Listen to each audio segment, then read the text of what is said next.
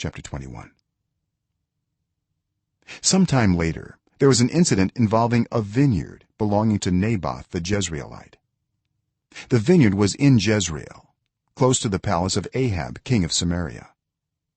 Ahab said to Naboth, "Let me have your vineyard to use for a vegetable garden, since it is close to my palace. In exchange, I will give you a better vineyard, or if you prefer, I will pay you whatever it is worth." But Naboth replied, "The Lord forbid that I should give you the inheritance of my ancestors." So Ahab went home, sullen and angry, because Naboth the Jezreelite had said, "I will not give you the inheritance of my ancestors." He lay on his bed sulking and refused to eat. His wife Jezebel came in and asked him, "Why are you so sullen? Why won't you eat?" He answered her, "Because I said to Naboth the Jezreelite, 'Sell me your vineyard, or if you prefer, I will give you another vineyard in its place.' But he said, 'I will not give you my vineyard.'" Jezebel his wife said, "Is this how you act as king over Israel? Get up and eat. Cheer up. I'll get you the vineyard of Naboth the Jezreelite." So she wrote letters in Ahab's name, placed his seal on them, and sent them to the elders and nobles who lived in Naboth's city with him.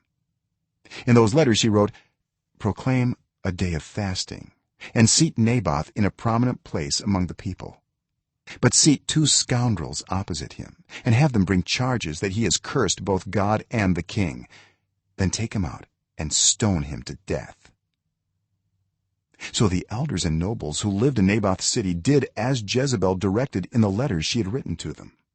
They proclaimed a fast and seated Naboth in a prominent place among the people. Then 2 scoundrels came and sat opposite him and brought charges against Naboth before the people, saying, "Naboth has cursed both God and the king." So they took him outside the city and stoned him to death. Then they sent word to Jezebel, "Naboth has been stoned to death."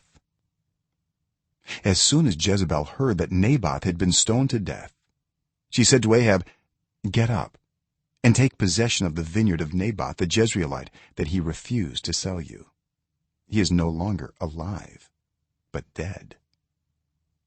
When Ahab heard that Naboth was dead, he got up and went down to take possession of Naboth's vineyard.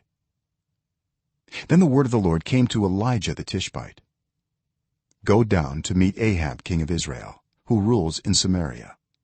He is now in Naboth's vineyard, where he has gone to take possession of it. Say to him, 'This is what the Lord says: Have you not murdered a man and seized his property?' Then say to him, 'This is what the Lord says: In the place where dogs licked up Naboth's blood, dogs will lick up your blood. Yes, yours.'" Ahab said to Elijah, "So you have found me, my enemy."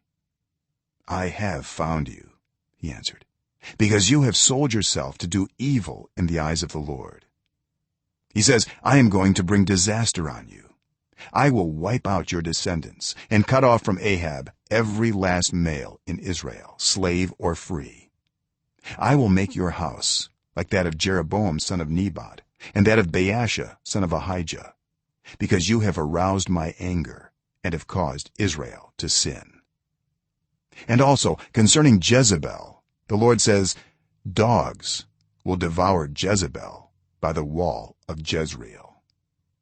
Dogs will eat those belonging to Ahab who die in the city, and the birds will feed on those who die in the country.'" There was never anyone like Ahab, who sold himself to do evil in the eyes of the Lord, urged on by Jezebel his wife. He behaved in the vilest manner by going after idols, like the Amorites the Lord drove out before Israel. When Ahab heard these words, he tore his clothes, put on sackcloth, and fasted. He lay in sackcloth and went around meekly. Then the word of the Lord came to Elijah the Tishbite, "Have you noticed how Ahab has humbled himself before me? Because he has humbled himself, I will not bring this disaster in his day. but I will bring it on his house in the days of his son.